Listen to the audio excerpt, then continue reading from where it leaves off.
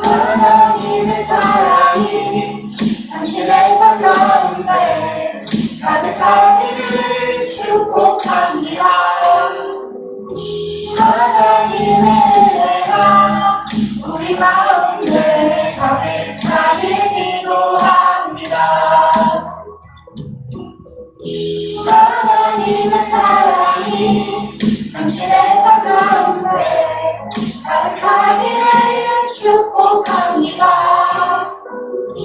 하나님의 은혜가 우리 가운데 가득하길 기도합니다.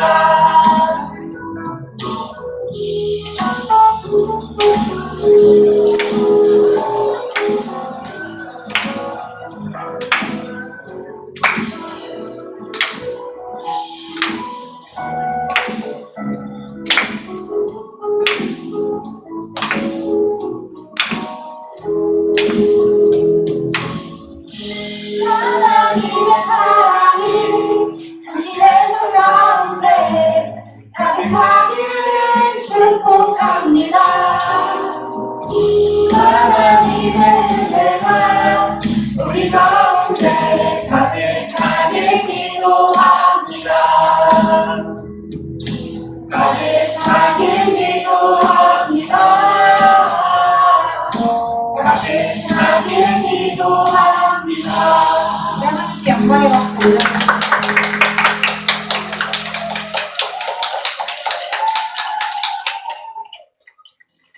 우리 두 번째 찬양은 저를 신앙할 때서 언어 크리스찬 찬양하시겠습니다.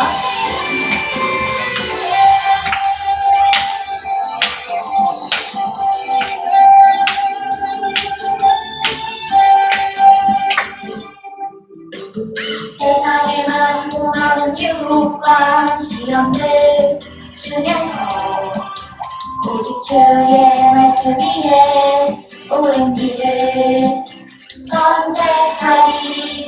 어려운 환경과 고난이 나를 애워쌀 때도 오직 주의 능력으로 오랜 길을 선택하리. 나를 다스려 주소서. 모든 말과 모든 행동에 I'm a Christian. 주님이 드러나도록 나를 다스려 주소서. 모든 말과 모든 행동이 I'm a Christian. 제 나라 세워지도록.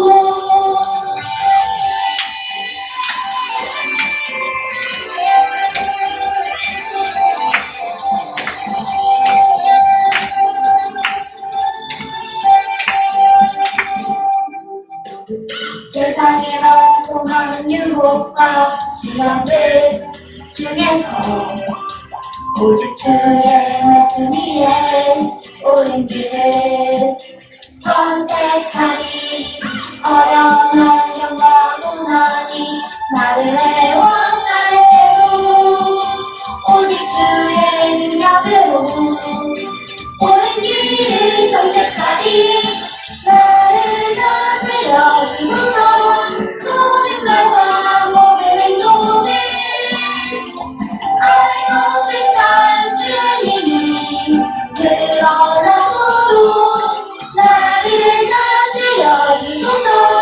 모든 말과 모든 행동에 I'm a Christian. 제 나라 세워지도록.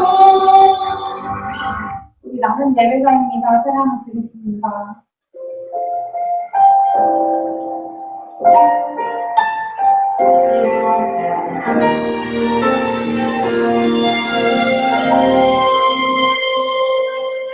나는 하나님을 예배하는 예배자입니다.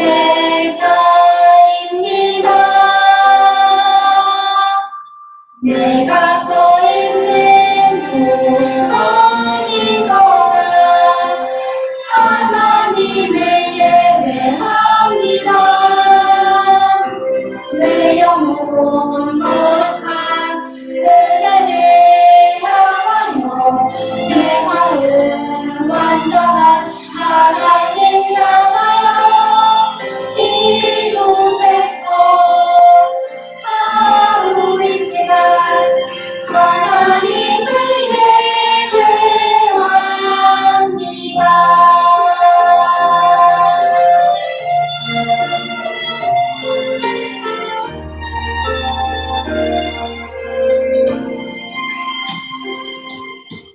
나는 하나님을 예배하는 예배자입니다.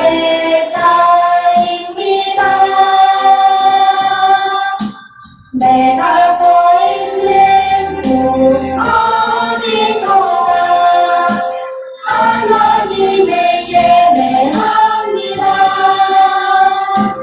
내 영혼 거룩한 그대를 향하여 내 마음 완전한 하나님 향하여 이곳에서 하루 이 시간 하나님을 예배합니다.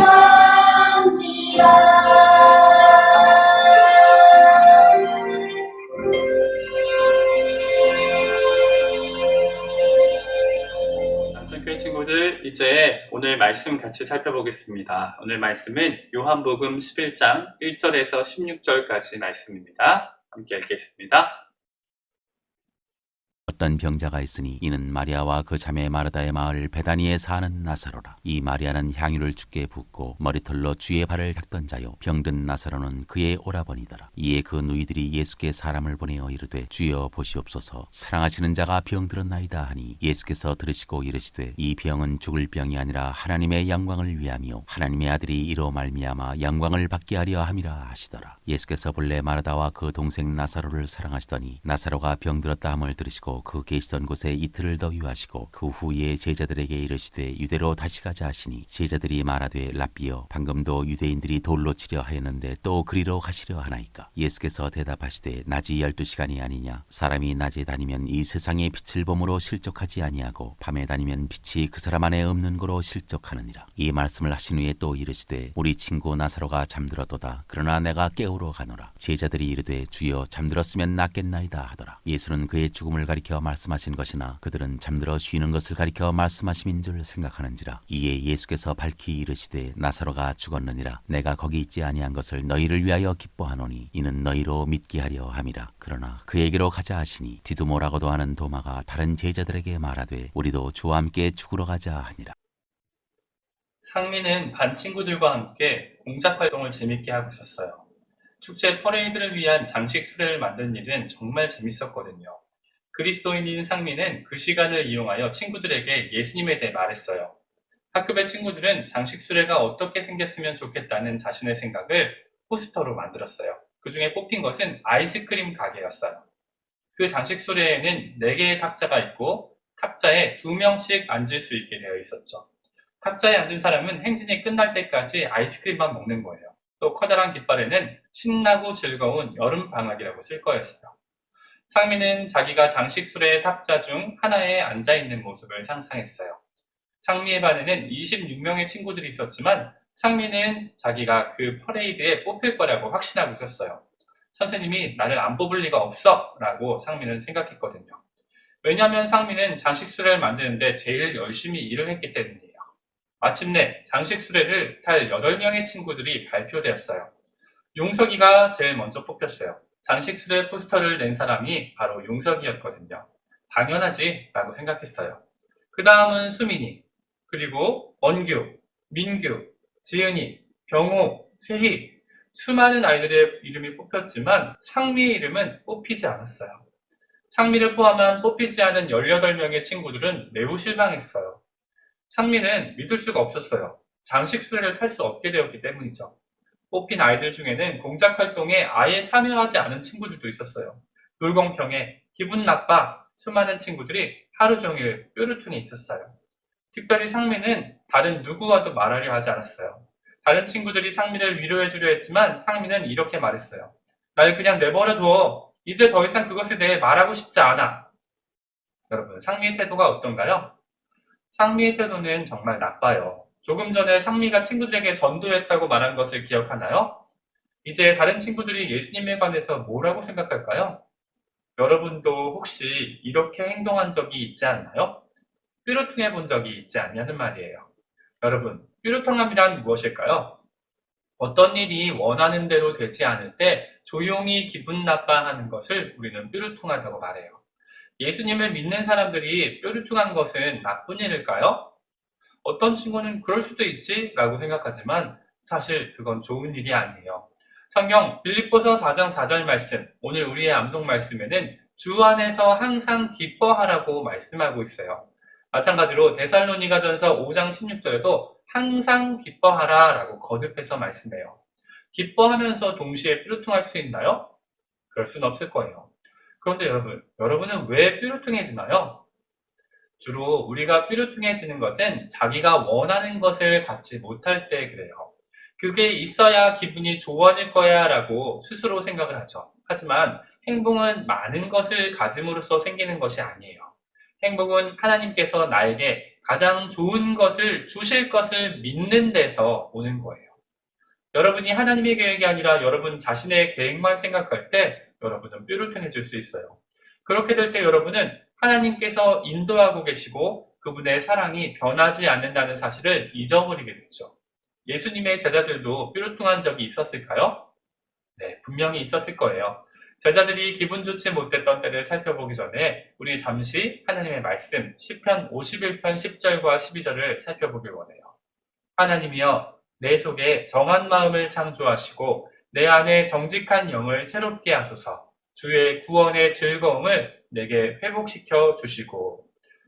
자, 이제 예수님의 제자들 이야기로 들어가 볼게요. 예수님과 제자들이 유대에 머무르는 것은 위험한 일이었어요. 예수님의 하나님의 아들인 것을 믿지 않았던 많은 사람들이 예수님과 제자들을 해치려 했기 때문이에요.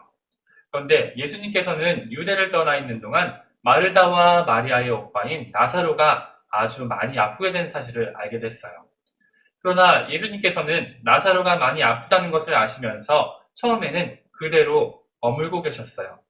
나사로를 낫게 하기 위해 유대로 즉시 돌아가지는 않으셨었죠.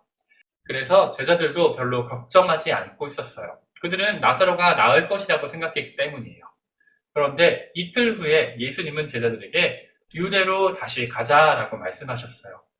이 말에 제자들은 불안해하기 시작했어요. 그들이 말했어요. 방금도 유대인들이 돌로 치려 했는데 또 그리로 가시려 하나이까? 라고 말이죠. 제자들은 자신들의 목숨이 위협을 받던 그곳으로 다시 돌아가고 싶지 않았어요. 그런데 조금 후에 예수님은 나사로가 죽었다라고 분명하게 말씀하셨어요. 제자들은 예수님과 함께 가겠다고 말은 했지만 사실은 가고 싶은 마음이 없었어요. 이때 도마가 말했어요. 우리도 주와 함께 죽으러 가자라고 말이죠. 하지만 몇 명의 제자들은 예수님께서 그들을 위해 계획하신 놀라운 일을 알지 못했기 때문에 가는 내내 뾰루퉁에 있었을 거예요. 여러분은 마리아와 마르다가 오빠인 나사로를 낫게 하기 위해 예수님이 즉시 오지 않았을 때 뾰루퉁했을 거라고 생각하지 않나요? 아마도 그랬을지 몰라요. 그리고 나사로가 죽었을 때는 분명히 그랬을 거예요. 그러나 하나님께서는 그들이 슬픔 가운데 있을 때라도 마음속에는 기쁨을 간직하고 있길 원했어요. 도대체 어떻게 그렇게 할 수 있냐고요? 그렇게 할 수 있어요. 기쁨이란 단순히 행복한 것만이 전부가 아니기 때문이죠. 기쁨은 여러분에게 좋은 일이 일어나야만 생기는 것이 아니라 하나님에게서 오는 거예요. 기쁨에 대해서 오늘 우린 이렇게 정의할 거예요. 하나님께서 모든 것을 주관하심을 믿기 때문에 마음속으로 행복해하는 것이라고 말이죠. 그렇다면 어떤 일이 있더라도 우리는 기뻐할 수 있을까요? 네, 맞아요. 여러분을 향한 하나님의 사랑이 변하지 않기 때문에 하나님은 우리가 볼 때 좋지 않아 보이는 것이라 할지라도 결국 그것을 좋은 것, 선한 것으로 바꿔서 우리에게 주실 분이시기 때문이죠. 그렇다면 여러분은 언제 기뻐해야 할까요? 하나님의 말씀은 우리에게 분명히 말해요. 주 안에서 항상 기뻐하라고 말이죠. 주 안에서 기뻐한다는 것은 얼굴에 언제나 미소를 짓고 있으라는 뜻은 아니에요. 마네킹처럼 억지 미소만 지으라는 것이 아니죠. 나사로가 죽었을 때 예수님은 울기도 하셨어요. 유대인들이 예수님의 눈물을 보고 말했어요. 보라, 그를 얼마나 사랑하였는가 라고 말이죠. 하지만 예수님의 눈물은 예수님이 기쁨을 잃었다는 의미가 아니에요.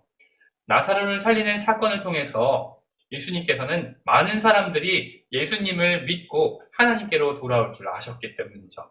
그래서 하나님께서는 모든 사실을 믿고 있었고 나사로야 나오너라 라고 기쁨 가운데 담대히 선포할 수 있었던 거예요. 여러분, 상미의 이야기를 한번 기억하고 있나요? 상미는 하나님의 계획이 가장 좋은 것이었다는 사실을 뒤늦게 발견하게 됐어요. 상미는 퍼레이드에서 친구들이 장식 수레를 타고 행진하는 모습을 보면서 자신도 기뻐할 수 있다는 것을 알게 되었죠.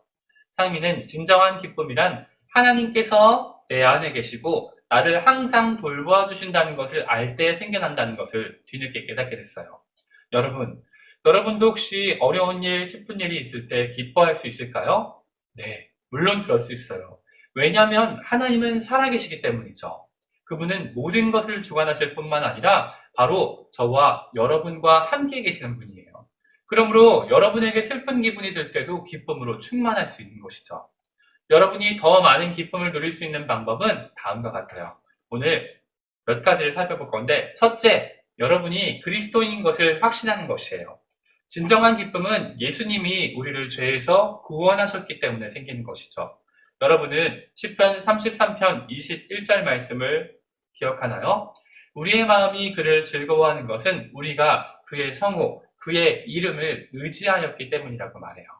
우리가 죄 가운데 마땅히 죽어야 하지만 우리를 죄에서 구원하신 예수님, 그 예수님을 믿는다고 여러분 기도해 본 적 있나요? 만약 그랬다면 여러분은 기뻐할 수 있어요. 하지만 그렇게 하지 않았다면 이제 여러분은 예수님을 마음의 구주로 모실 필요가 있을 거예요. 그때 여러분이 진정한 기쁨을 누릴 수 있기 때문이죠. 두 번째, 우리가 기뻐할 수 있는 것, 기쁨을 누릴 수 있는 방법은 하나님의 말씀을 읽는 것이에요. 예레미야 15장 16절은 이렇게 말해요. 주의 말씀은 내게 기쁨과 내 마음의 즐거움이오나 라고 말이죠. 하나님의 말씀이 우리의 마음을 기쁨으로 채워준다는 것이에요. 여러분, 시간이 되는 친구들은 빌립보서를 한번 읽어보길 바라요. 그 가운데 얼마나 많이 기쁨에 대해 기록되어 있나 찾아보면 정말 기쁨이 여러분 가운데 넘칠 수 있을 거예요. 세 번째, 하나님의 약속이 여러분의 것임을 기억하는 것이에요. 그리고 그 사실을 믿는 것이죠. 히브리서 13장 5절은 이렇게 말해요. 있는 바를 족한 줄로 알라. 그가 친히 말씀하시기를 내가 결코 너희를 버리지 아니하고 너희를 떠나지 아니하리라 하셨느니라 라고 말이죠. 여러분, 혹시 뾰루통한 마음이 여러분 가운데 있었다면 이제 그만두고 기뻐하길 원해요. 먼저 여러분이 왜 뾰루통하는지 찾을 수 있길 바라요. 그리고 하나님은 여러분이 주 안에서 기뻐하라고 말씀하신다는 것, 그 사실을 꼭 생각하길 바라요. 이를 통해서 기쁨을 달라고 하나님께 요청하시고 하나님의 말씀을 통해서 어려움을 극복할 수 있고 하나님께 찬양하며 기뻐하는 삶을 살 수 있는 저와 여러분들 될 수 있기를 간절히 소망합니다. 우리 마지막으로 한 번 더 살아계신 하나님의 말씀 큰 소리로 외쳐볼까요? 살아계신 하나님의 말씀 빌립보서 4장 4절 말씀. 주 안에서 항상 기뻐하라. 내가 다시 말하노니 기뻐하라. 여러분, 이 구절은 여러분을 향한 하나님의 명령임을 기억하세요. 뾰루통한 마음이 들 때마다 이 말씀을 기억하고 하나님께 기도하는 저와 여러분들 될 수 있기를 간절히 소망합니다. 함께 기도하겠습니다. 사랑과 은혜가 풍성하신 아버지 하나님, 참으로 감사합니다. 하나님, 우리가 때로는 우리 가운데 어려움이 있음을 통하여서 슬퍼하고 또 뾰루퉁했던 적을 주님 앞에 고백합니다. 하나님, 하지만 이 시간 이후로는 우리가 하나님 안에 기뻐함을 누리며 살길 소망합니다. 우리의 힘으로는 기뻐할 수 없지만 우리의 구원자 되신 예수님을 믿고 하나님의 말씀을 묵상함을 통해서 그 예수님과 동행함을 통하여서 날마다 기쁨으로 살아가는 우리들 될 수 있도록 인도하여 주시옵소서. 비록 세상 가운데는 코로나가 창궐해 있고 우리 마음 가운데도 어려움이 있을지라도 하나님 우리를 지켜 인도하심을 감사합니다. 우리 한 주간의 삶을 인도하여 주시고 우리 가운데 기쁨이 넘쳐서 그 기쁨으로 살아갈 수 있도록 동행하여 주세요. 예수님의 이름으로 기도합니다. 아멘.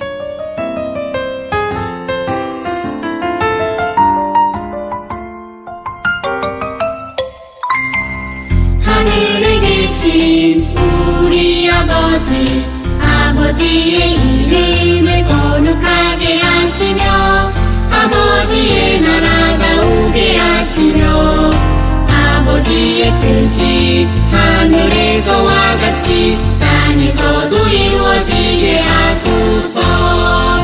오늘 우리에게 일용할 양식을 주시고 우리에게 잘못한 사람을 용서해준 것 같이 우리 죄를 용서하여 주시고 우리를 시험에 빠지지 않게 하시고 악에서 구하소서. 나라와 권능과 영광이 영원히 아버지의 것입니다.